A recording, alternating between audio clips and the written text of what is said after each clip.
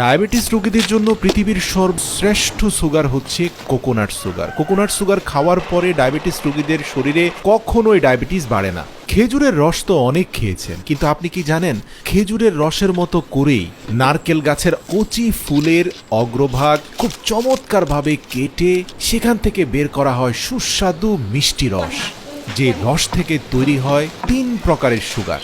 একটা হচ্ছে নারকেলের গুড়, আরেকটা হচ্ছে নারকেলের চিনি এবং নারকেলের সিরাপ। থাইল্যান্ডে সাধারণত ছোট নারকেল গাছগুলোর অগ্রভাগ দিয়ে যে ফুল বের হয়, ঠিক ওই ফুলেরই অগ্রভাগটা কেটে ফেলে।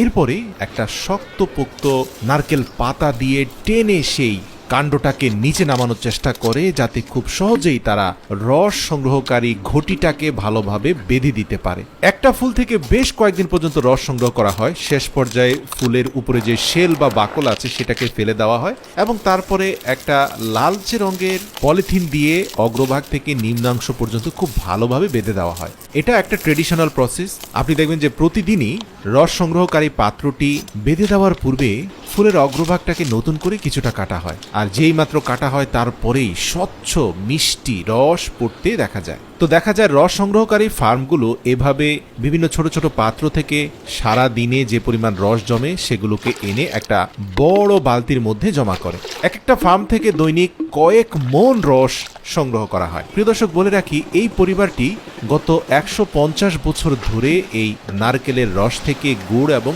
সিরাপ তৈরি করে আসছে। এটা তাদের পারিবারিক ঐতিহ্য।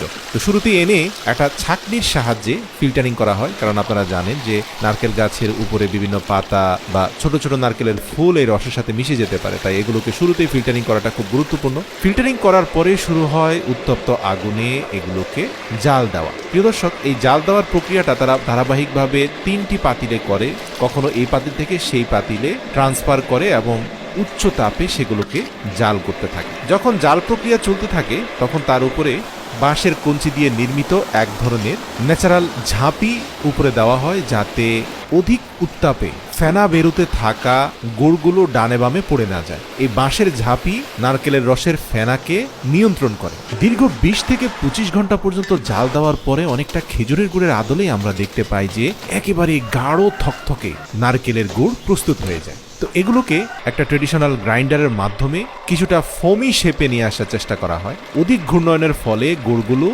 রং পরিবর্তন হয়ে ফোমের আকৃতি ধারণ করে, আর গুড়কে জমিয়ে ফেলার জন্য এভাবে অন্তত টানা আধা ঘন্টা থেকে 40 মিনিট পর্যন্ত গুড়ের মধ্যে গ্রাইন্ড করতে হয়। তো প্রিয় দর্শক, এই গ্রাইন্ডিং এর পরে আবার আরেকটা হ্যান্ড ডিভাইস দিয়ে অনবরত সেই গুড়টাকে নাড়াচাড়া করতে হয়। আপনি দেখবেন নাড়তে নাড়তে এক পর্যায়ে সেগুলো স্টিকি হয়ে গেছে, অনেকটা ঘিয়ের মতো মনে হয়। এগুলো দেখতে আসলে খুবই চমৎকার দেখাচ্ছে এবং মুখে দিলে আপনি বুঝতে পারবেন কতটা টেস্টি।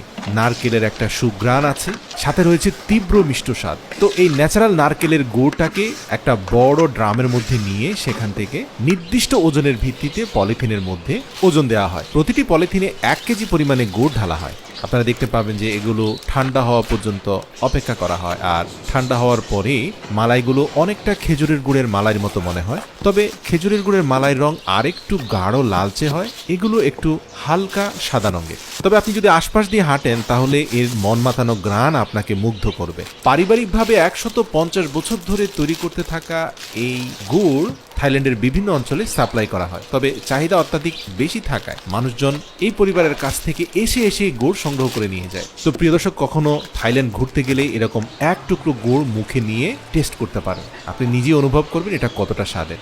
এছাড়াও তারা সিরাপ তৈরি করে। তো সিরাপের ক্ষেত্রে একটা কথা বলি যে জাল প্রক্রিয়াটা অর্ধেক দেওয়া হয়, 20 ঘন্টার জায়গায় 10 ঘন্টা দেওয়া হয়।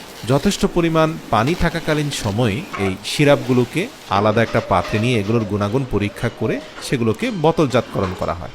নারকেলের সিরাপ বেশিরভাগ জুস তৈরিতে ব্যবহার করা হয়। যারা স্বাস্থ্য সচেতন, কোনোভাবে চান না যে মিষ্টি জুস খাওয়ার মাধ্যমে তার শরীরে ব্লাড সুগার বেড়ে যাক, তারা নারকেলের সিরাপ দিয়ে জুস বানিয়ে খান, তবে সেই ক্ষেত্রে এগুলো অনেক এক্সপেন্সিভ হয়, দেখতে অনেকটা মধুর মতো মনে হয়। এছাড়াও প্রস্তুত করা গুড় থেকে একটা ট্রের মধ্যে গুড়টাকে রেখে দীর্ঘ সময় পর্যন্ত জমিয়ে ফেলা হয়। যখন একবারে শুকনো হয়ে যায় তখন সেটাকে চামচের সাহায্যে কেটে কেটে ঝরঝরে এভাবে করে আরেকটা ছাঁকনির সাহায্যে ছেঁকে ছেঁকে সেখান থেকে এই নারকেলের চিনি তৈরি করা হয়। এই চিনিটা কিন্তু চা, কফি যে কোনো ক্ষেত্রে ব্যবহার করা যায়, 100% নিরাপদ। গবেষণায় উঠে এসেছে যে নারকেলের চিনি রক্তে শর্করার মাত্রা নিয়ন্ত্রণে সাহায্য করে। এতে রয়েছে ফাইবার, যা রক্তে শর্করার মাত্রা বাড়তে দেয় না। তাই ডায়াবেটিস আক্রান্ত রোগীদের জন্য এই চিনি খুবই উপকারী। এছাড়াও এই চিনি মধু থেকেও বেশি উপকারী। নারকেলের চিনিতে একই সাথে ক্যালসিয়াম, জিঙ্ক, আয়রন এবং পটাশিয়ামের মতো পুষ্টি উপাদান রয়েছে। এছাড়াও নারকেলের চিনি খেলে রক্ত সঞ্চালনও ভালো হয়। এই চিনি শরীরে আয়রনের ঘাটতি পূরণ করে। প্রিয় দর্শক, ভিডিওটি ভালো লাগলে অবশ্যই আপনার প্রিয়জনদের সাথে শেয়ার করবেন।